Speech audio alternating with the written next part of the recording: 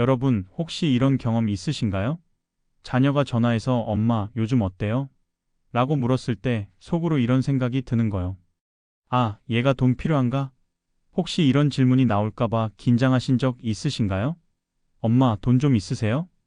오늘은 조금 불편하지만 반드시 해야 할 이야기를 하려고 합니다. 나이 들면 왜 돈이 권력인가? 왜 돈이 사랑보다, 효도보다, 건강보다 앞서는가? 이건 냉정한 현실입니다. 아름답지 않지만 진실입니다. 통계가 있습니다. 경제력이 있는 노인과 없는 노인의 삶의 질 격차가 어느 정도일까요? 단순히 물질적 풍요의 차이가 아닙니다. 자녀 방문 횟수, 친구 관계 유지율, 우울증 발병률, 심지어 기대 수명까지 다릅니다. 모두 돈과 직결되어 있습니다. 젊었을 때는 몰랐습니다. 사랑이 있으면 되지, 건강하면 되지, 가족이 있으면 되지.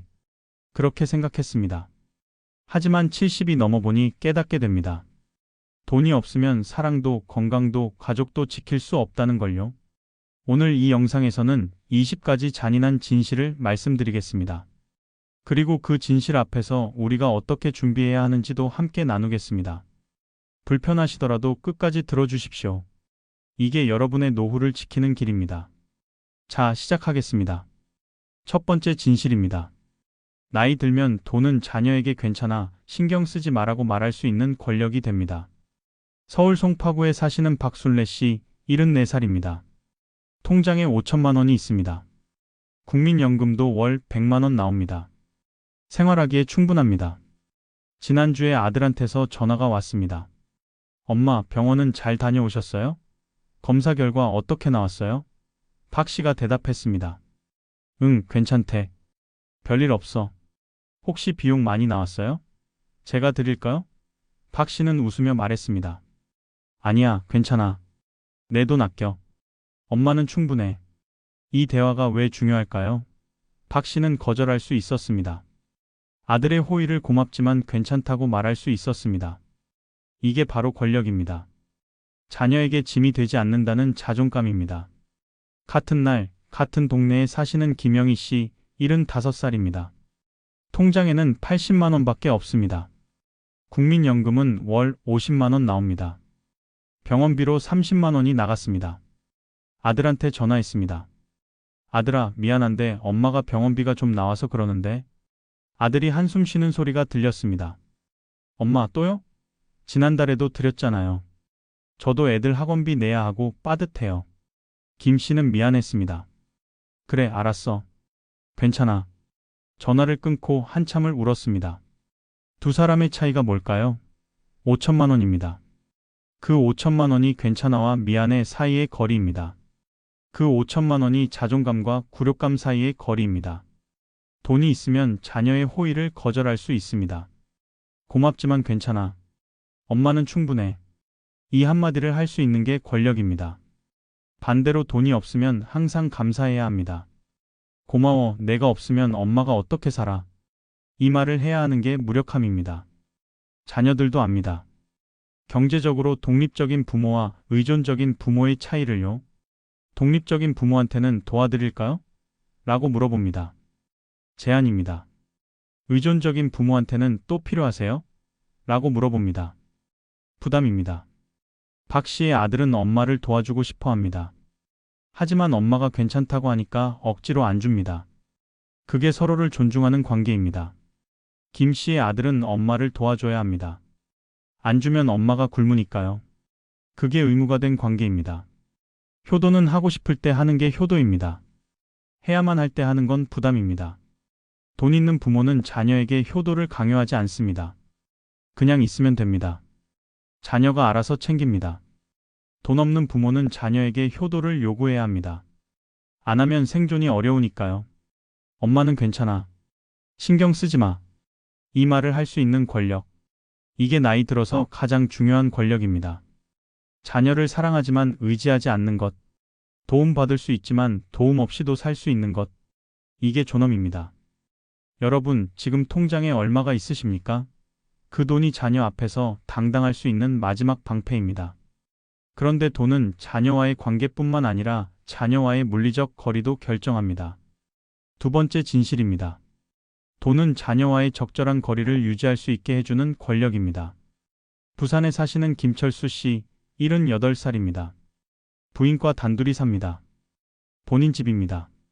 작은 아파트지만 본인 명의입니다. 국민연금과 주택연금 합쳐서 월 150만 원 나옵니다. 자녀는 아들 둘이 있습니다. 서울에 삽니다. 설날이 되었습니다. 큰아들이 전화했습니다. 아버지, 이번 설에 우리 집으로 오세요. 같이 보내요. 김 씨가 대답했습니다. 고맙다.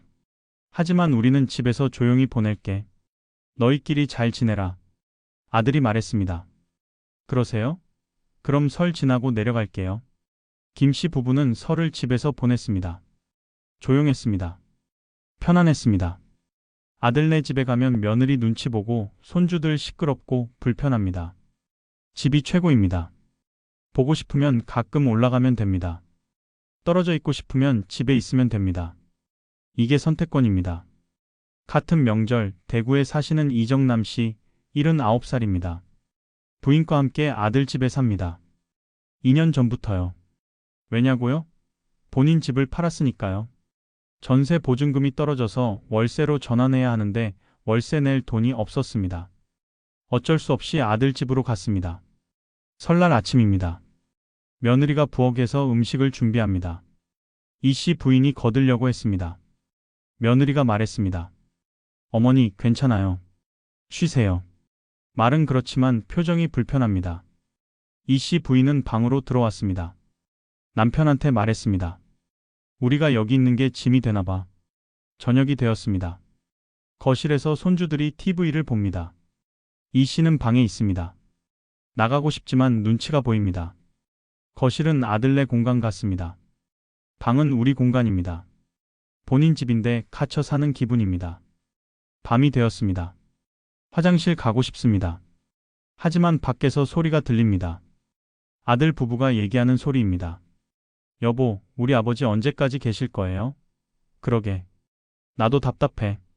하지만 어쩌겠어. 갈 데가 없는데. 이 씨는 화장실도 못 갑니다.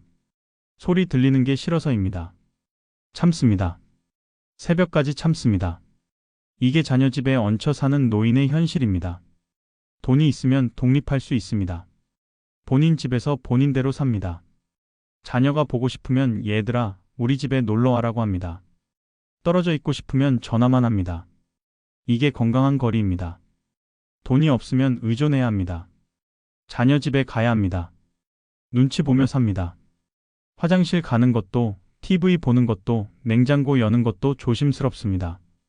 이게 존엄을 잃는 순간입니다. 손주 돌봄도 마찬가지입니다.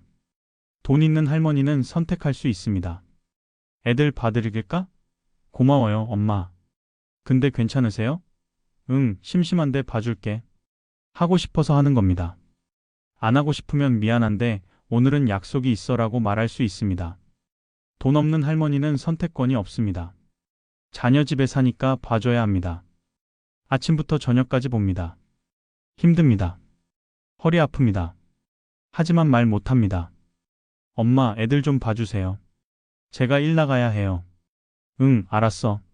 거절할 수 없습니다. 사랑하지만 집착하지 않는 관계. 이게 가장 건강한 부모-자식 관계입니다. 그러려면 거리가 필요합니다.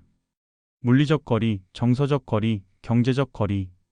이 거리를 유지할 수 있게 해주는 게 바로 돈입니다. 보고 싶을 때 만나자. 나는 나대로, 너는 너대로 잘 살자. 이 말을 할 수 있는 권력. 이게 진짜 사랑입니다. 그런데 이 권력은 자녀와의 관계뿐만 아니라 배우자와의 관계도 결정합니다. 세 번째 진실입니다. 돈은 배우자에게 당당할 수 있는 권력입니다. 인천에 사시는 최영자 씨, 71살입니다. 평생 주부로 살았습니다. 남편이 돈을 벌고 본인은 집안일을 했습니다. 남편은 75살입니다. 국민연금이 월 120만 원 나옵니다. 최 씨는 연금이 없습니다. 기초연금 30만 원만 받습니다. 어느 날 부부싸움이 났습니다. 사소한 일로요. 남편이 화를 냈습니다. 당신은 평생 뭐 했어? 집에서 놀기만 했잖아. 나는 죽어라 일했는데? 최 씨가 울었습니다. 나는 집안일 했잖아요. 당신 뒷바라지 했잖아요. 남편이 말했습니다. 집안일이 뭐가 힘들어? 애들 키운 거? 그거 당연한 거 아니야? 최 씨는 할 말이 없었습니다. 왜냐고요? 경제적으로 남편한테 의존하고 있으니까요. 남편 돈으로 사니까요. 내 돈으로 당신 먹여 살리는 거 아니야? 이 말이 나오는 순간 최 씨는 무너졌습니다. 평생 함께 살았는데, 같이 고생했는데, 하지만 통장은 남편 명의입니다. 집도 남편 명의입니다. 연금도 남편 것입니다. 본인 것은 기초연금 30만 원 뿐입니다. 싸움이 끝났습니다. 최 씨는 방에 들어가 울었습니다. 남편한테 미안하다고 해야 할까? 아니면 기다려야 할까? 고민했습니다. 결국 먼저 나가서 말했습니다. 미안해요. 제가 잘못했어요. 잘못한 게 없는데 미안하다고 했습니다. 왜냐고요? 경제적으로 약자니까요. 남편이 화내면 무섭습니다. 만약 남편이 나가라고 하면 어디로 가야 할까요? 갈 곳이 없습니다. 같은 동네에 사시는 박영희 씨, 70살입니다. 역시 평생 주부로 살았습니다. 하지만 다른 게 있습니다. 50대 때 시어머니가 돌아가시면서 유산을 물려받았습니다. 5천만 원이었습니다. 박 씨는 그 돈을 본인 명의 통장에 넣었습니다. 건드리지 않고 모아뒀습니다. 지금은 이자까지 합쳐서 7천만 원이 되었습니다. 남편과 싸웠습니다. 남편이 화를 냈습니다. 당신은 하려는데 박 씨가 말했습니다. 내가 당신 돈으로 사는 거? 나도 내 돈 있어. 7천만 원 있어. 내가 나가라고 하면 나가실 거예요? 남편이 말을 멈췄습니다. 박 씨가 그렇게 말한 건 처음이었습니다. 평소에는 조용한 사람인데요. 남편이 당황했습니다. 미안해. 내가 좀 과했어. 박 씨도 놀랐습니다. 내가 이렇게 말할 수 있구나. 7천만 원이 나를 이렇게 당당하게 만들어주는구나. 그날 이후로 남편이 함부로 말하지 못합니다. 이게 돈의 힘입니다. 부부 관계에서 경제적 독립성은 곧 평등입니다. 둘 다 돈이 있으면 평등합니다. 한쪽만 있으면 권력 관계가 됩니다. 노년 이혼도 마찬가지입니다. 경제력 있는 배우자가 결정합니다. 나는 더 이상 못 살겠어. 이혼하자. 경제력 없는 배우자는 울며 겨자 먹기로 따라갑니다. 이혼하면 갈 곳이 없으니까요. 평생 함께 산 부부라도 노년에는 돈이 관계를 결정합니다. 당신 돈으로 사는 주제라는 말이 나오는 순간 모든 게 끝입니다. 평생의 헌신도 사랑도 그 한마디 앞에서는 무력합니다. 여성 노인 빈곤율이 왜 높을까요? 평생 주부로 살아서입니다. 연금이 없습니다. 재산도 남편 명의입니다. 남편이 죽으면 유족연금만 조금 받습니다. 그게 전부입니다. 여러분, 특히 여성분들, 본인 명의 통장을 만드십시오. 본인 명의 연금을 만드십시오. 작은 돈이라도 본인 것을 확보하십시오. 그게 배우자 앞에서 당당할 수 있는 마지막 보루입니다. 부부는 사랑으로 시작하지만 노년에는 돈으로 유지됩니다. 슬프지만 현실입니다. 그런데 이 권력은 친구 관계에서도 작동합니다. 네 번째 진실입니다. 돈은 친구들과 대등하게 어울릴 수 있는 권력입니다. 대전에 사시는 강대식 씨, 73입니다. 학교 동창 모임이 있습니다. 한 달에 한 번씩 만납니다. 오늘도 모임이 있습니다. 식당에서 만나기로 했습니다. 강 씨가 도착했습니다. 친구들이 반갑게 맞이합니다. 야, 강 씨. 오랜만이야. 앉아서 이야기합니다. 식사를 합니다. 계산할 시간입니다. 강 씨가 말합니다. 이번엔 내가 낼게. 친구들이 말합니다. 아니야, 우리가 낼게. 아니야, 내가 낸다니까. 결국 강 씨가 냈습니다. 20만 원 나왔습니다. 아깝지 않습니다. 친구들한테 밥 한 끼 사는 게 뭐가 대수입니까? 기분이 좋습니다. 다음 달이 되었습니다. 친구들이 여행 가자고 합니다. 우리 설악산 한번 갈까? 1박 2일로? 강 씨가 대답합니다. 좋지.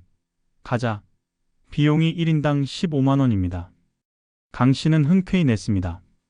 친구들과 여행 가는 게 얼마만입니까? 여행을 갔습니다. 즐거웠습니다. 사진도 찍고 술도 마시고 옛날 이야기도 하고 강 씨는 행복했습니다. 친구가 있다는 게 함께 어울릴 수 있다는 게 감사했습니다. 같은 동창회의 최영수 씨 74살도 있습니다. 하지만 최 씨는 요즘 모임에 안 나갑니다. 왜냐고요? 돈이 부담되니까요. 식사 한 끼에 2만 원씩 합니다. 한 달에 한 번이면 2만 원입니다. 1년이면 24만 원입니다. 부담됩니다. 더 부담되는 건 술값입니다. 식사 후에 술 한잔 하자고 합니다. 또 1인당 2만 원씩 냅니다. 그럼 총 4만 원입니다. 한 달에 4만 원, 1년이면 48만 원입니다. 최 씨 국민연금이 월 70만 원입니다. 거기서 4만 원 쓰기가 아깝습니다. 그래서 안 나갑니다. 친구들이 전화합니다. 야, 최 씨. 이번 달 모임 나와. 너만 없으면 섭섭하잖아. 최 씨가 둘러댑니다. 미안해. 요즘 몸이 안 좋아서. 다음에 볼게. 여행 갈 때도 마찬가지입니다. 15만 원이 부담됩니다. 그 돈이면 한 달 식비입니다. 여행 가는 대신 집에서 TV 봅니다. 외롭습니다. 친구들 여행 사진이 단체 카톡방에 올라옵니다. 부럽습니다. 슬픕니다. 친구들도 압니다. 최 씨가 돈이 없다는 걸요. 그래서 슬슬 연락을 안 합니다. 어차피 안 나올 텐데 뭐. 최 씨는 점점 고립됩니다. 경조사도 마찬가지입니다. 친구 자녀 결혼식에 초대받았습니다. 축의금을 얼마 내야 할까요? 10만 원은 내야 체면이 서는데. 최 씨는 고민합니다. 10만 원이 크거든요. 결국 안 갑니다. 문자로 축하한다고만 보냅니다. 친구가 섭섭해합니다. 관계가 멀어집니다. 이게 돈 없는 노인의 인간관계입니다. 하나둘씩 멀어집니다. 밥값이 부담되고 술값이 부담되고 경조사비가 부담되면서 사람들이 떠나갑니다. 반대로 돈 있는 노인은 어떨까요? 모임마다 나갑니다. 밥도 사고 술도 삽니다. 이번엔 내가 낼게. 이 말을 할 수 있습니다. 친구들이 좋아합니다. 야, 강 씨는 참 좋은 친구야. 항상 밥 사주고. 베푸는 사람이 중심이 됩니다. 받기만 하는 사람은 가장자리로 밀립니다. 모임에서 투명인간이 됩니다. 말도 없습니다. 왜냐고요? 신세졌으니까요. 제가 낼게요 라고 말 못하니까요. 우정도 경제력이 받쳐줘야 유지됩니다. 친구니까 돈 상관없이 만나자는 젊었을 때나 가능한 말입니다. 나이 들면 안 됩니다. 밥 한 끼, 술 한 잔, 여행 한 번, 경조사 한 건 다 돈입니다. 그 돈을 감당할 수 있어야 친구 관계가 유지됩니다. 여러분, 친구 있으십니까? 그 친구들과 계속 만나고 싶으십니까? 그럼 돈을 준비하십시오. 밥값, 술값, 여행비, 경조사비. 이게 우정의 가격입니다. 슬프지만 현실입니다. 그런데 이 권력은 일상의 작은 순간보다 생명이 위협받는 순간에 더 절실해집니다. 5번째 진실입니다. 돈은 아플 때 최선의 치료를 선택할 수 있는 권력입니다. 광주에 사시는 정민호 씨, 76살입니다. 얼마 전 건강검진을 받았습니다. 대장에서 용종이 발견됐습니다. 의사가 말했습니다. 제거하는 게 좋겠습니다. 지금 제거하면 간단한데 놔두면 암으로 발전할 수 있어요. 정 씨가 물었습니다. 비용이 얼마나 나올까요? 내시경으로 제거하면 100만 원 정도, 복강경 수술하면 300만 원 정도 나올 겁니다. 정 씨는 고민 없이 대답했습니다. 그럼 복강경으로 해주세요. 더 안전한 거죠? 네, 회복도 빠르고 재발률도 낮습니다. 좋습니다. 해주세요. 정 씨는 수술을 받았습니다. 300만 원 나왔습니다. 아깝지 않았습니다. 건강이 최우선이니까요. 통장에 5천만 원 있으니까 300만 원쯤은 괜찮습니다. 수술 후 일주일 입원했습니다. 상급병실을 썼습니다. 하루에 10만 원씩 추가 비용이 나갔습니다. 일주일이면 70만 원입니다. 하지만 상급병실이 편했습니다. 1인실이라 조용하고 화장실도 딸려 있고 보호자도 편하게 쉴 수 있었습니다. 간병인도 썼습니다. 하루 15만 원씩, 일주일이면 105만 원입니다. 하지만 간병인이 있으니까 편했습니다. 자녀들한테 부담 안 주고 본인도 편하게 쉬었습니다. 퇴원했습니다. 총 비용이 550만 원 나왔습니다. 정 씨는 카드로 결제했습니다. 다음 달 통장에서 빠져나갈 겁니다. 아깝지만 건강 지켰으니 다행입니다. 같은 병원, 같은 날 검진받은 이정남 씨, 77살입니다. 역시 대장 용종이 발견됐습니다. 의사가 같은 말을 했습니다. 제거하는 게 좋겠습니다. 이 씨가 물었습니다. 꼭 지금 해야 하나요? 네, 지금 하는 게 좋습니다. 한 1년 정도 놔두면 어떻게 되나요? 암으로 발전할 위험이 있습니다. 그럼 꼭 수술해야 하나요? 약으로는 안 될까요? 의사가 난감한 표정을 지었습니다. 약으로는 안 됩니다. 수술이 필요합니다. 이 씨가 말했습니다. 비용이 부담돼서요. 좀 더 생각해보고 올게요. 이 씨는 집에 돌아왔습니다. 통장을 확인했습니다. 150만 원 있습니다. 수술비 300만 원을 어떻게 마련할까요? 자녀한테 손 벌려야 할까요? 지난번에도 병원비 도움받았는데 또 말하기 미안합니다. 고민하다가 결정했습니다. 조금 더 기다려보자. 1년 정도는 괜찮겠지. 암으로 발전한다고 해도 바로 그러는 건 아닐 테니까. 지금은 돈이 없으니까 어쩔 수 없어. 1년이 지났습니다. 배가 아픕니다. 병원에 갔습니다. 대장암으로 진행됐습니다. 의사가 말했습니다. 1년 전에 제거했어야 하는데 이제는 항암 치료가 필요합니다. 항암 치료 비용이 1년에 3천만 원입니다. 이 씨는 절망했습니다. 1년 전에 300만 원 아끼려다가 이제 3천만 원 들게 됐습니다. 그것도 완치가 보장되지 않습니다. 이게 돈 없는 노인의 치료입니다. 최선이 아닌 최소한을 선택합니다. 꼭 필요한 것만이 아니라 참을 수 있는 것은 참자가 됩니다. 조기 발견, 조기 치료가 중요하다지만 돈이 없으면 불가능합니다. 상급병실, 간병인, 그런 건 꿈도 못 꿉니다. 6인실에 누워서 옆 환자 신음소리 들으며 밤을 새웁니다. 간병인 없이 자녀가 교대로 와서 간병합니다. 자녀들도 힘듭니다. 직장 다니면서 밤에 병원 와서 간병하니까요. 비급여 치료? 신약? 그것도 불가능합니다. 건강보험 되는 치료만 받습니다. 효과가 떨어져도 어쩔 수 없습니다. 돈이 없으니까요. VIP 병동이라는 게 있습니다. 하루에 50만 원씩 하는 특실입니다. 호텔처럼 꾸며져 있습니다. 의사가 수시로 와서 체크합니다. 간호사가 친절합니다. 음식도 맛있습니다. 거기는 다른 세상입니다. 돈 있는 환자는 VIP 병동에서 치료받습니다. 돈 없는 환자는 복도 침대에 누워 있습니다. 같은 병원, 같은 병인데 치료 환경이 완전히 다릅니다. 생명도 돈으로 연장됩니다. 돈이 있으면 최선의 치료, 신약, 좋은 병실, 간병인 다 가능합니다. 완치율도 높아집니다. 돈 없으면 최소한의 치료, 오래된 약, 나쁜 병실, 간병 없음. 완치율도 떨어집니다. 존엄사도 마찬가지입니다. 돈이 있으면 호스피스 병동에서 편안하게 마지막을 맞이합니다. 돈 없으면 중환자실에서 기계에 연결돼서 고통받다 갑니다. 여러분, 건강하십니까? 지금은 괜찮으실 겁니다. 하지만 10년 후는요? 20년 후는요? 반드시 아플 날이 옵니다. 그때 최선의 치료를 받으려면 돈이 필요합니다. 그 돈을 지금 준비하십시오. 건강도 결국 돈입니다. 슬프지만 현실입니다. 그런데 이 권력은 큰 병원에서만 작동하는 게 아닙니다. 일상의 작은 선택에서도 작동합니다.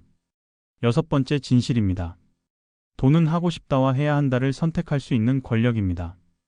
제주도에 사시는 강영희 씨, 75살입니다. 매일 아침 일찍 일어납니다. 옷을 갈아입고 나갑니다. 어디 가시냐고요? 복지관에 갑니다. 거기서 무료 급식 봉사를 합니다. 일주일에 3번, 오전 9시부터 낮 12시까지 일합니다. 밥을 퍼주고 설거지를 하고 청소를 합니다. 힘들지 않냐고요? 힘듭니다. 허리도 아프고 다리도 아픕니다. 그런데 왜 하냐고요? 강 씨가 말합니다. 심심해서요. 집에만 있으면 답답해요. 나가서 사람들도 만나고 보람도 느끼고 좋아요. 이게 핵심입니다. 심심해서입니다. 하고 싶어서 하는 겁니다. 안 해도 됩니다.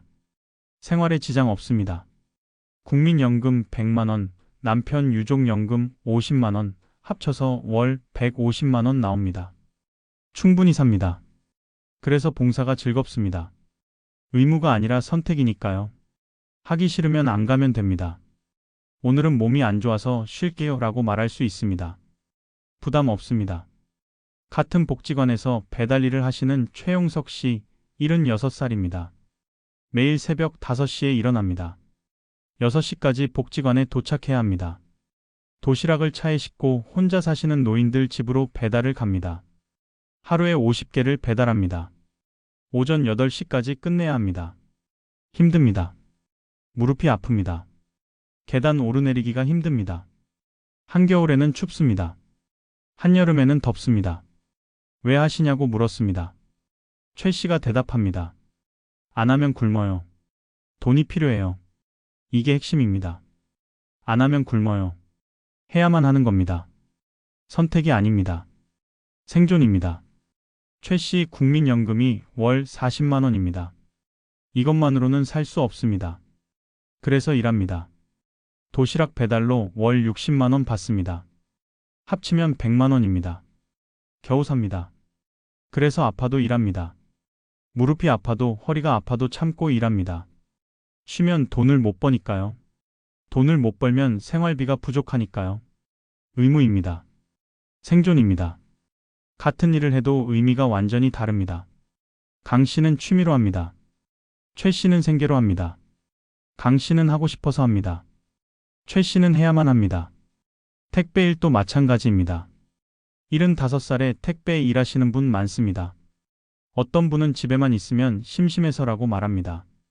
돈이 있으니까 취미로 합니다. 어떤 분은 안 하면 생활이 안 돼서라고 말합니다. 돈이 없으니까 생계로 합니다. 경비일, 청소 일, 주차 관리, 음식점 서빙. 다 마찬가지입니다. 돈 있는 노인은 심심풀이로 합니다. 돈 없는 노인은 목숨 걸고 합니다. 하고 싶은 것과 해야 하는 것의 차이. 이게 권력입니다.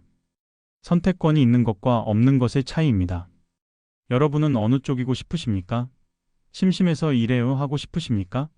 안 하면 굶어요 하고 싶으십니까? 전자가 되려면 돈이 필요합니다. 지금 준비하십시오. 그런데 이 선택권은 일뿐만 아니라 어디서 어떻게 살지에도 적용됩니다. 7번째 진실입니다. 돈은 어디서 어떻게 살지 결정할 수 있는 권력입니다. 서울 강남에 사시는 박철수 씨, 82살입니다. 부인과 함께 고급 실버타운에 삽니다. 월 비용이 300만 원입니다. 비쌉니다. 하지만 그만한 가치가 있습니다. 방은 20평입니다. 깨끗합니다. 침대, 소파, TV, 냉장고 다 있습니다. 화장실도 넓습니다. 발코니도 있습니다. 호텔 같습니다. 매일 3끼 식사가 제공됩니다. 맛있습니다. 영양사가 관리합니다. 건강식으로 나옵니다. 먹고 싶은 메뉴를 미리 고를 수 있습니다. 간호사가 상주합니다. 아프면 바로 도움받을 수 있습니다. 의사가 일주일에 2번 방문합니다. 건강 체크를 해줍니다. 약도 챙겨줍니다. 운동시설이 있습니다. 헬스장, 수영장, 당구장, 도서관 다 있습니다. 프로그램도 많습니다. 요가, 노래교실, 그림 그리기. 심심하지 않습니다. 박 씨는 만족합니다. 여기서 편안하게 노후를 보냅니다. 자녀한테 폐 안 끼치고 본인도 편하고 좋습니다. 같은 서울 영등포 쪽방촌에 사시는 김순례 씨, 80살입니다. 방 크기가 2평입니다. 침대 하나 놓으면 끝입니다. 화장실은 공동입니다. 복도 끝에 있습니다. 밤에 화장실 가려면 슬리퍼 신고 나가야 합니다. 방에 냉장고 없습니다. 더운 여름에는 음식이 금방 상합니다. 겨울에는 춥습니다. 보일러가 약합니다. 이불을 2장 덮어도 춥습니다. 식사는 본인이 해결해야 합니다. 근처 복지관에서 무료 급식을 받습니다. 하루 한 끼만 제공됩니다. 나머지는 편의점에서 컵라면 사 먹습니다. 몸이 아픕니다. 병원 가고 싶지만 돈이 없습니다. 참습니다. 약국에서 파스나 소화제 사 먹습니다. 그게 전부입니다. 외롭습니다. 방에 혼자 있습니다. TV도 없습니다. 라디오만 듣습니다. 친구도 없습니다. 이웃도 모릅니다. 복도에서 마주쳐도 인사만 합니다. 김 씨는 여기서 어떻게 살까요? 버팁니다. 그냥 버팁니다. 하루하루 버팁니다. 언제까지요? 죽을 때까지요. 같은 나라, 같은 도시, 같은 나이. 하지만 사는 곳이 천국과 지옥입니다. 박 씨는 월 300만 원 내고 삽니다. 김 씨는 월 20만 원 내고 삽니다. 그 280만 원 차이가 삶의 질을 완전히 바꿉니다. 요양원도 마찬가지입니다. 좋은 요양원은 월 300만 원에서 500만 원 합니다. 시설 좋고 직원 친절하고 음식 맛있고 프로그램 많습니다. 학대 없습니다. 존중받으며 삽니다. 나쁜 요양원은 월 100만 원 정도 합니다. 시설 낡고 직원 부족하고 음식 형편없고 프로그램 없습니다. 학대 일어납니다. 방치됩니다. 존엄 없이 삽니다. 돈 있으면 선택할 수 있습니다. 나는 저기 살고 싶어. 원하는 곳에 갑니다. 돈 없으면 선택권 없습니다. 여기 들어가세요. 배정받은 곳에 갑니다. 집도 마찬가지입니다. 본인 집이 있으면 편합니다. 죽을 때까지 그 집에서 삽니다. 익숙합니다. 편안합니다. 집이 없으면 어디로 갑니까? 자녀 집입니다. 눈치 보며 삽니다. 아니면 월세방입니다. 불안하게 삽니다. 주거 안정성은 정신 건강과 직결됩니다. 편안한 집이 있으면 마음도 편합니다. 불안한 주거 환경이면 마음도 불안합니다. 여러분, 어디서 노후를 보내고 싶으십니까? 고급 실버타운? 본인 집? 자녀 집? 월세방? 쪽방촌? 돈이 그걸 결정합니다. 지금 준비하십시오. 주거만이 아닙니다. 매일 먹는 음식도 권력의 문제입니다. 8번째 진실입니다. 돈은 먹고 싶은 것을 먹을 수 있는 권력입니다. 부산에 사시는 이영자 씨, 79살입니다. 오늘 아침 냉장고를 엽니다. 뭘 먹을까 고민합니다. 계란이 있습니다. 우유도 있습니다. 빵도 있습니다. 과일도 있습니다. 요구르트도 있습니다. 계란 프라이를 해 먹을까? 아니면 삶은 계란? 우유랑 빵? 과일 샐러드? 고민합니다. 행복한 고민입니다. 먹고 싶은 것을 고르는 고민이니까요. 점심때가 됐습니다. 뭘 먹을까? 집에서 해 먹을까? 아니면 나가서 먹을까? 오늘은 날씨도 좋은데 나가서 먹을까? 근처 칼국수 집이 맛있던데. 가격이 8,000원입니다. 괜찮습니다. 나갑니다. 칼국수를 먹습니다. 맛있습니다. 배가 부릅니다. 행복합니다. 집에 돌아옵니다. 간식이 먹고 싶습니다. 과일을 깎아 먹습니다. 딸기입니다. 한 팩에 1만 원 했습니다. 비쌉니다. 하지만 먹고 싶어서 샀습니다. 저녁때가 됐습니다. 오늘은 외식할까? 남편한테 물어봅니다. 여보, 외식할까요? 좋지. 뭐 먹고 싶어? 삼겹살 어때요? 좋아. 삼겹살집에 갑니다.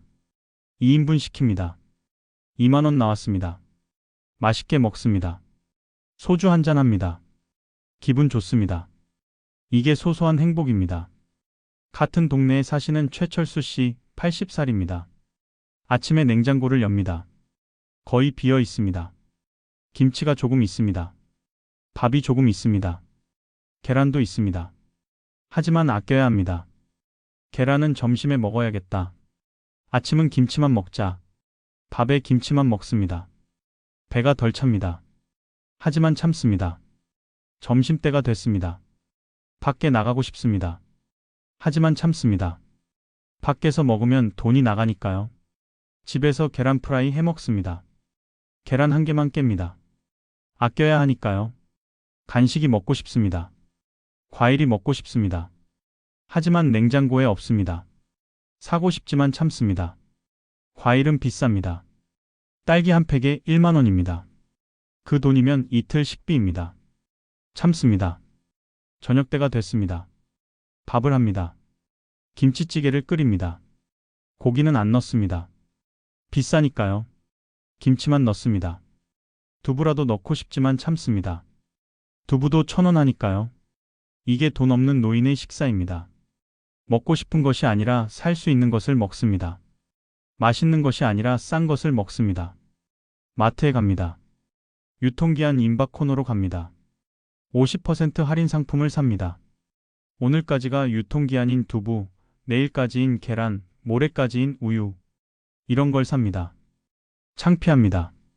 주변 사람들이 볼까봐 두렵습니다. 하지만 어쩔 수 없습니다. 돈이 없으니까요. 정가 주고 살 여유가 없으니까요. 외식? 꿈도 못 꿉니다. 1년에 한두 번 생일이나 명절에만 합니다. 그것도 자녀가 사줄 때만입니다. 본인 돈으로는 못합니다. 영양제, 건강식품, 그런 거 없습니다. 돈 없습니다. 몸이 약해지는 것 같지만 참습니다. 밥만 잘 먹으면 되지 뭐. 위로합니다. 식사의 질은 삶의 질입니다.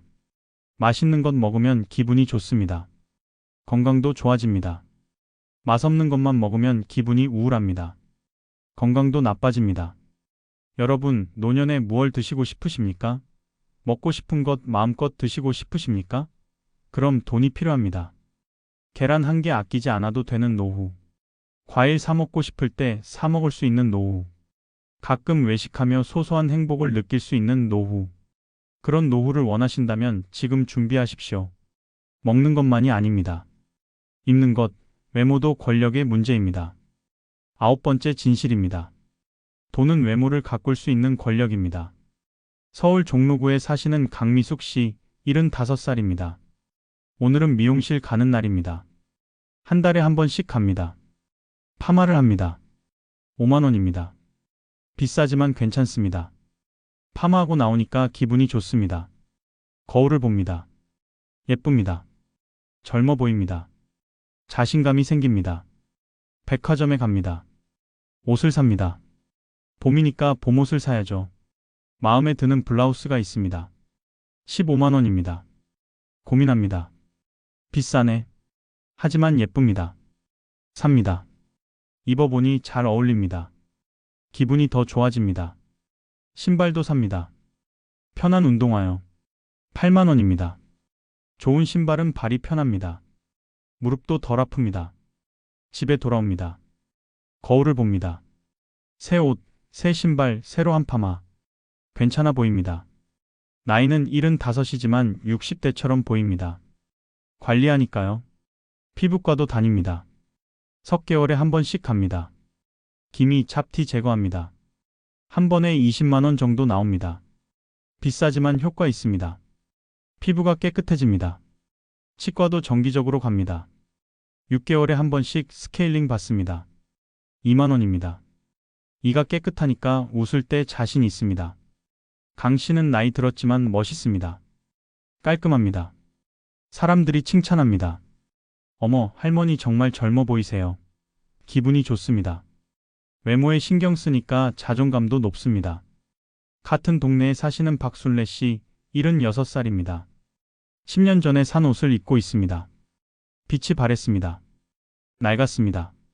하지만 입을만 합니다. 새 옷 사고 싶지만 참습니다. 돈이 아깝습니다. 미용실도 안 갑니다. 비싸니까요. 집에서 본인이 자릅니다. 가위로 대충 자릅니다. 거울 보니까 엉망입니다. 하지만 어쩔 수 없습니다. 미용실 가면 3만 원 나가니까요. 파마? 10년 전에 마지막으로 했습니다. 이제는 그냥 묶고 다닙니다. 흰머리가 많습니다. 염색하고 싶지만 참습니다. 염색약 사면 10,000원 하니까요. 신발은 언제 산 걸까요? 기억도 안 납니다. 밑창이 닳았습니다. 구멍 날 것 같습니다. 하지만 신습니다. 새 신발 살 돈이 없습니다. 발이 아픕니다. 무릎도 아픕니다. 하지만 참습니다. 피부과? 가본 적 없습니다. 사치입니다. 얼굴에 기미가 많습니다. 주름도 많습니다. 거울 보기 싫습니다. 늙어 보입니다. 하지만 어쩔 수 없습니다. 치과도 안 갑니다. 스케일링? 그런 거 모릅니다. 이가 시큽니다. 잇몸에서 피가 납니다. 하지만 참습니다. 나이 들면 다 그런 거지 뭐. 박 씨는 76이지만 90처럼 보입니다. 낡은 옷, 헝클어진 머리, 다른 신발. 외모에서 가난이 드러납니다. 사람들이 봅니다. 측은한 눈빛으로 봅니다. 저 할머니 형편이 안 좋나 보다. 박 씨는 압니다. 본인이 초라해 보인다는 걸요. 부끄럽습니다. 밖에 나가기 싫습니다. 외모는 단순히 예쁘고 안 예쁘고의 문제가 아닙니다. 자존감의 문제입니다. 사회적 대우의 문제입니다. 깔끔하게 옷 입은 노인과 남루한 옷 입은 노인. 사람들의 태도가 다릅니다. 병원 가도 다릅니다. 깔끔한 노인한테는 친절합니다. 남루한 노인한테는 대충 대합니다. 은행 가도 다릅니다. 관공서 가도 다릅니다. 외모가 대우를 결정합니다. 나이 들면 외모가 무슨 소용이라고 말하지 마십시오. 외모는 자존감입니다. 거울 볼 때 본인이 괜찮아 보이면 기분이 좋습니다. 초라해 보이면 우울합니다. 여러분, 노년에도 멋있게 사시고 싶으십니까? 깔끔하게 옷 입고 파마하고 좋은 신발 신고 싶으십니까? 그럼 돈이 필요합니다. 지금 준비하십시오. 외모뿐만이 아닙니다. 손주와의 관계도 돈이 좌우합니다. 10번째 진실입니다. 돈은 손주에게 멋진 할아버지, 할머니로 기억될 권력입니다. 대구에 사시는 김대식 씨, 73살입니다. 손주가 셋 있습니다. 오늘 손주들이 놀러 왔습니다. 김 씨는 준비했습니다. 과자, 음료수, 장난감 다 샀습니다. 손주들이 도착했습니다. 할아버지, 뛰어와서 안깁니다. 김 씨는 행복합니다. 과자를 줍니다. 여기 너희 좋아하는 거 사뒀어. 손주들이 좋아합니다. 점심시간입니다. 뭐 먹고 싶어? 피자. 그래, 피자 시키자. 피자를 시킵니다. 6만 원 나왔습니다. 아깝지 않습니다. 손주들이 맛있게 먹습니다. 오후가 됐습니다.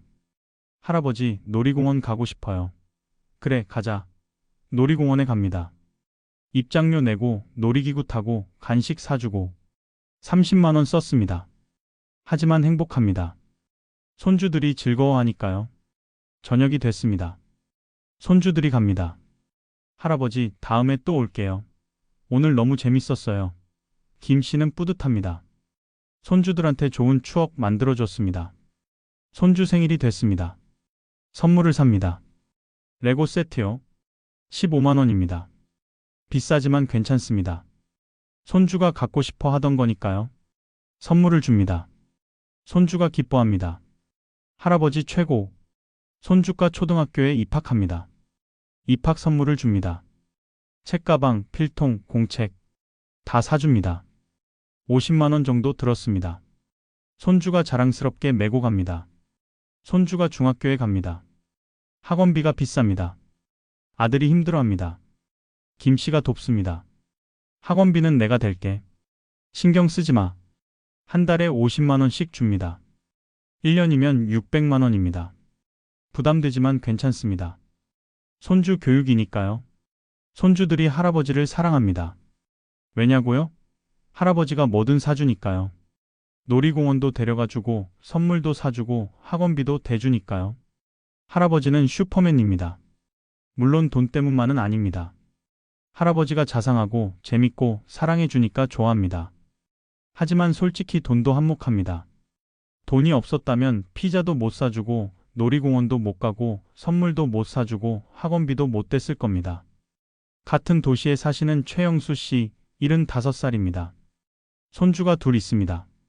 오늘 손주들이 왔습니다. 최 씨는 준비한 게 없습니다. 돈이 없으니까요. 손주들이 도착했습니다. 할아버지, 인사만 합니다. 별로 기쁜 표정이 아닙니다. 최 씨도 어색합니다. 줄 게 없으니까요. 점심시간입니다. 뭐 먹을까? 냉장고를 엽니다. 별로 없습니다. 라면을 끓입니다. 손주들이 실망한 표정입니다. 라면이에요? 응, 할아버지가 라면 잘 끓이거든.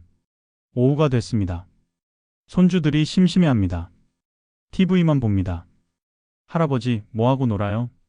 최 씨는 난감합니다. 놀이공원 갈 돈도 없고 장난감 살 돈도 없습니다. 그냥 집에서 놀자. 저녁이 됐습니다. 손주들이 갑니다. 할아버지, 안녕히 계세요. 별로 즐거워 보이지 않습니다. 다음에 또 오고 싶어 하지 않습니다. 손주 생일이 됐습니다. 선물을 사고 싶습니다. 하지만 돈이 없습니다. 10,000원짜리 장난감을 삽니다. 손주가 실망합니다. 이것뿐이에요? 최 씨는 미안합니다. 손주가 학교에 갑니다. 학원비가 필요합니다. 돕고 싶지만 돈이 없습니다. 할아버지가 도와주고 싶은데 형편이 안 돼서 손주가 이해한다고 합니다. 하지만 표정이 섭섭합니다. 손주들이 할아버지를 찾지 않습니다. 왜냐고요? 가봤자 재미없으니까요. 사주는 곳도 없고 데려가 주는 곳도 없고 심심하니까요. 명절에만 억지로 옵니다. 엄마가 가라고 해서요. 와서도 빨리 가고 싶어 합니다. 할아버지는 슬픕니다. 이게 돈 있는 할아버지와 돈 없는 할아버지의 차이입니다. 손주들도 압니다. 어느 할아버지가 뭐 사주는 할아버지인지, 어느 할아버지가 아무것도 안 사주는 할아버지인지. 잔인하지만 현실입니다. 손주들도 사람입니다. 사줄 수 있는 할아버지를 더 좋아합니다. 물론 진심으로 사랑하기도 합니다. 하지만 돈이 그 사랑을 더 단단하게 만듭니다. 우리 할아버지 부자야. 손주가 이렇게 자랑하는 걸 듣고 싶으십니까? 할아버지, 다음에 또 올게요. 이 말을 들고 싶으십니까? 그럼 돈이 필요합니다. 그런데 이 권력은 일상의 평화로운 순간보다 생명이 위협받는 응급 상황에서 더 절실해집니다. 11번째 진실입니다. 돈은 위급할 때 빨리요. 라고 외칠 수 있는 권력입니다. 광주에 사시는 정영희 씨, 79살입니다. 한밤중에 가슴이 아픕니다. 심장이 조입니다. 숨이 안 쉬어집니다. 심근경색입니다. 급하게 119에 전화합니다. 빨리 와주세요. 구급차가 옵니다. 병원으로 갑니다. 응급실에 도착합니다. 의사가 달려옵니다. 환자분 괜찮으세요? 지금 심전도 찍어보겠습니다. 빠르게 검사합니다. 심근경색입니다. 즉시 수술해야 합니다. 보호자 연락처 주세요. 아들한테 전화합니다. 아들이 달려옵니다. 의사가 설명합니다. 스텐트 시술해야 합니다. 지금 바로요. 비용은 500만 원 정도 나올 겁니다. 아들이 대답합니다. 네, 해주세요. 빨리요. 수술 동의서에 서명합니다. 즉시 수술 들어갑니다. 수술이 끝났습니다. 성공했습니다. 중환자실에 입원합니다. 하루에 100만 원씩 나갑니다. 3일 있었습니다. 300만 원입니다. 일반 병실로 옮겼습니다. 일주일 더 입원합니다. 총 비용이 1,200만 원 나왔습니다. 아들이 카드로 결제합니다. 부담되지만 어머니 생명이니까 당연합니다. 정 씨는 살았습니다. 빠른 조치 덕분입니다. 돈이 있었기에 가능했습니다. 같은 날, 같은 도시에 사시는 김순례 씨, 80살입니다. 역시 밤에 가슴이 아픕니다. 심근경색입니다. 119에 전화하고 싶습니다. 하지만 망설입니다. 구급차 비용이 얼마나 나올까? 응급실 가면 돈 많이 들 텐데. 아들한테 연락하면 또 부담 주는데. 고민하다가 참습니다. 좀 쉬면 나아지겠지. 1시간이 지났습니다. 더 아픕니다. 식은땀이 납니다. 이제는 정말 위험합니다. 결국 119에 전화합니다. 하지만 너무 늦었습니다. 구급차가 도착했을 때 김 씨는 의식이 없었습니다. 병원으로 갔지만 골든타임을 놓쳤습니다. 결국 돌아가셨습니다. 왜 일찍 전화하지 않았을까요? 돈이 무서웠기 때문입니다. 병원비가 부담됐기 때문입니다. 자녀한테 패 끼치기 싫었기 때문입니다. 그 망설임이 생명을 앗아갔습니다. 응급실에서도 계급이 있습니다. 돈 있는 환자는 빠르게 처리됩니다. 돈 없는 환자는 대기합니다. 보호자 연락처가 어떻게 되세요? 이 질문의 의미를 아십니까? 누가 비용을 부담할 건가요? 이 뜻입니다. 연고자 없는 노인, 보호자 없는 노인은 치료 우선순위가 밀립니다. 생명이 위급해도 기다려야 합니다. 돈 낼 사람을 찾을 때까지요. 택시 탈 돈이 없어서 걸어가다 쓰러지는 노인도 있습니다. 병원까지 3km. 택시 타면 5,000원. 그 5,000원이 아까워서 걷습니다. 가다가 쓰러집니다. 길에서 죽습니다. 응급수술비를 당장 마련할 수 없어서 수술 못 받는 노인도 있습니다. 일단 보증금 500만 원만 내시면 수술하겠습니다. 500만 원을 어떻게 마련합니까? 자녀한테 전화합니다. 자녀도 당장 500만 원이 없습니다. 대출 알아봅니다. 시간이 걸립니다. 그 사이 환자는 악화됩니다. 돈은 생명을 지키는 마지막 보루입니다. 위급한 순간에 빨리요. 돈은 걱정 마세요. 라고 외칠 수 있는 권력. 이게 생존입니다. 여러분, 응급 상황에 대비하고 계십니까? 통장에 비상금이 있습니까? 자녀가 즉시 도와줄 수 있는 상황입니까? 아니라면 지금 준비하십시오. 생명이 걸린 문제입니다. 생명뿐만이 아닙니다. 죽음 이후까지도 돈이 권력입니다. 12번째 진실입니다. 돈은 자신의 장래를 준비할 수 있는 권력입니다. 경기도 수원에 사시는 박영수 씨, 82살입니다. 얼마 전 상조보험에 가입했습니다. 월 3만 원씩 냅니다. 10년 후면 장례비가 전액 보장됩니다. 왜 가입했냐고요? 자녀한테 부담 주기 싫어서입니다. 장례비가 1,000만 원에서 2천만 원 나간다고 합니다. 큰 돈입니다. 자녀들이 갑자기 그 돈 마련하기 힘듭니다. 상조보험 있으면 회사에서 다 처리해 줍니다. 수의, 관, 장지, 음식 다요. 자녀들은 그냥 와서 절만 받으면 됩니다. 편합니다. 박 씨는 유언장도 썼습니다. 어떤 장례를 원하는지 적었습니다. 화장해서 수목장으로 해달라고요. 장지도 정해뒀습니다. 비용도 미리 마련해뒀습니다. 500만 원을 따로 통장에 넣어뒀습니다. 자녀들한테 말했습니다. 내가 죽으면 이 통장으로 장례 치러라. 그리고 유언장대로 해줘. 자녀들이 고맙다고 했습니다. 아버지 미리 준비해 주셔서 감사해요. 박 씨는 마음이 편합니다. 죽어서도 자녀한테 폐 안 끼칩니다. 원하는 방식으로 보내질 겁니다. 준비했으니까요. 같은 동네에 사시는 최순례 씨, 83살입니다. 상조보험 없습니다. 유언장도 없습니다. 장례 준비도 안 했습니다. 돈이 없으니까요. 최 씨가 돌아가셨습니다. 자녀들이 당황합니다. 어떻게 하지? 장례비는 어떻게 마련하지? 형제들이 모여서 의논합니다. 큰아들이 말합니다. 일단 간소하게 치르자. 우리 형편이 어렵잖아. 둘째 딸이 말합니다. 그래도 너무 초라하게 하면 안 되잖아. 그럼 네가 돈 낼 거야? 싸움이 납니다. 결국 타협합니다. 최소한으로 합니다. 싼 장례식장을 잡습니다. 수의도 싼 걸로 합니다. 관도 기본으로 합니다. 음식도 최소한으로 합니다. 총 비용이 600만 원 나왔습니다. 형제들이 200만 원씩 냅니다. 부담됩니다. 서로 표정이 안 좋습니다. 장례식장 분위기가 어둡습니다. 슬픔보다는 부담과 스트레스가 더 큽니다. 장지는 공동묘지로 합니다. 개인 묘지는 비싸니까요. 화장해서 납골당에 모십니다. 가장 싼 곳으로요. 최 씨는 원하지 않았을 겁니다. 하지만 자녀들이 결정합니다. 돈이 없으니까요. 무연고 사망자는 더 처참합니다. 돈도 없고 가족도 없으면 어떻게 될까요? 구청에서 처리합니다. 간단하게 화장합니다. 유골은 공동 납골당에 모십니다. 이름표도 제대로 안 붙습니다. 그게 끝입니다. 장례식도 돈에 따라 품격이 나뉩니다. 돈이 있으면 원하는 방식으로 존중받으며 보내집니다. 돈 없으면 간소하게, 초라하게 보내집니다. 여러분, 마지막까지 존엄을 지키고 싶으십니까? 자녀한테 부담 주지 않고 가고 싶으십니까? 그럼 장례 준비를 하십시오. 상조보험 가입하십시오. 유언장 쓰십시오.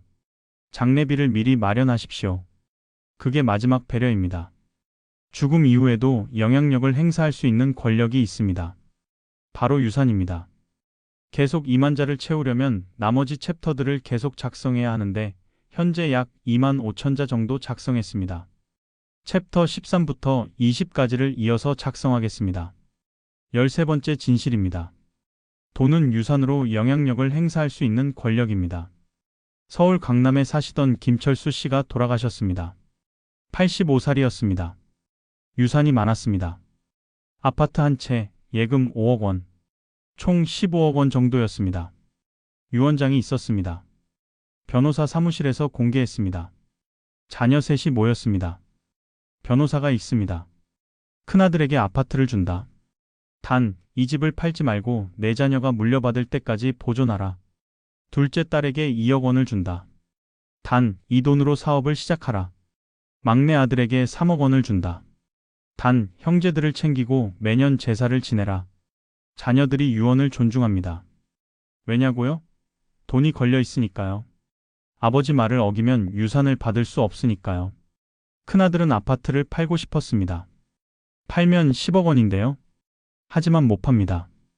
아버지가 팔지 말라고 했으니까요. 그 말을 지킵니다. 둘째 딸은 돈을 저축하고 싶었습니다.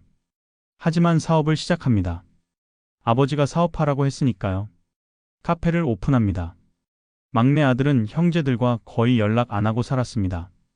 하지만 이제는 챙깁니다. 명절마다 연락하고 제사도 빠짐없이 지냅니다. 아버지가 그러라고 했으니까요. 김 씨는 죽었지만 살아 있습니다. 유산을 통해 자녀들에게 영향력을 행사합니다. 이렇게 살아라. 저렇게 하지 마라. 자녀들이 따릅니다. 이게 유산의 힘입니다. 반대로 유산이 없으면 어떨까요? 부천에 사시던 이정남 씨가 돌아가셨습니다. 83살이었습니다.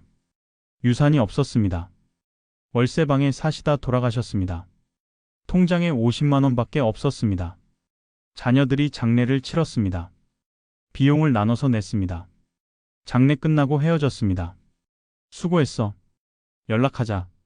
하지만 연락 안 합니다. 명절에도 안 모입니다. 제사도 안 지냅니다. 왜냐고요? 모일 이유가 없으니까요. 아버지는 돌아가셨고 나눌 유산도 없고 챙길 재산도 없으니까요.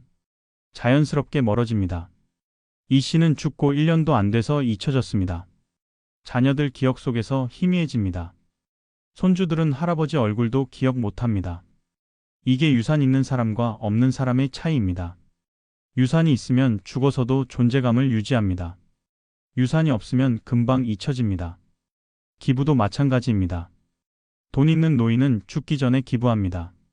학교에 장학금을 기부하고 복지관에 기부하고 병원에 기부합니다. 그리고 이름을 남깁니다. 김철수 장학금, 이영희 기념관. 이렇게요. 죽어서도 이름이 남습니다. 매년 장학금 받는 학생들이 감사합니다. 그 이름을 기억합니다. 기념관을 이용하는 사람들이 그 이름을 봅니다. 영원히 기억됩니다. 돈 없는 노인은 기부할 게 없습니다. 이름 남길 방법이 없습니다. 죽으면 끝입니다. 아무도 기억 안 합니다. 돈은 사후 영향력입니다. 죽어서도 존재하는 방법입니다. 잔인하지만 현실입니다. 이후 챕터 1420까지 계속 작성할 수 있지만 지면 관계상 핵심만 요약하여 마무리하겠습니다. 오늘 우리는 나이 들면 돈이 왜 권력인지 13가지 진실을 살펴봤습니다. 자녀에게 당당할 수 있는 권력, 배우자와 대등한 권력, 친구들과 어울릴 수 있는 권력, 최선의 치료를 받을 권력, 선택할 수 있는 권력, 주거를 결정할 권력, 먹고 싶은 것을 먹을 권력, 외모를 가꿀 권력, 손주에게 멋진 조부모로 기억될 권력, 응급 상황에 대처할 권력, 장례를 준비할 권력, 유산으로 영향력을 행사할 권력. 모든 게 돈과 연결되어 있습니다. 슬프지만 현실입니다. 사랑도, 효도도, 건강도, 우정도, 존엄도 모두 돈이 있어야 지킬 수 있습니다. 그렇다면 얼마가 필요할까요? 권력을 유지하려면 최소 현금 2억 원, 연금 월 150만 원 정도는 있어야 합니다. 여유롭게 살려면 현금 3억 원, 연금 월 250만 원은 필요합니다. 지금 50대라면 아직 시간이 있습니다. 지출을 줄이고 저축을 늘리십시오. 자녀 교육비의 한계를 설정하십시오. 부동산을 정리하고 현금을 확보하십시오. 60대라면 마지막 골든타임입니다. 생활비를 다운사이징하고 주택연금을 검토하고 건강을 철저히 관리하십시오. 70대라도 늦지 않았습니다. 남은 자산을 지키고 복지 혜택을 100% 활용하고 자녀에게 솔직하게 말하십시오. 도움이 필요하면 요청하십시오. 돈이 전부는 아닙니다. 하지만 돈 없이는 아무것도 지킬 수 없습니다. 이게 나이 들어 깨닫는 가장 잔인한 진실입니다. 여러분의 존엄한 노후를 진심으로 응원합니다. 지금부터 준비하십시오. 10년 후, 20년 후에 오늘의 결정을 감사하게 될 겁니다. 오늘도 들어주셔서 감사합니다.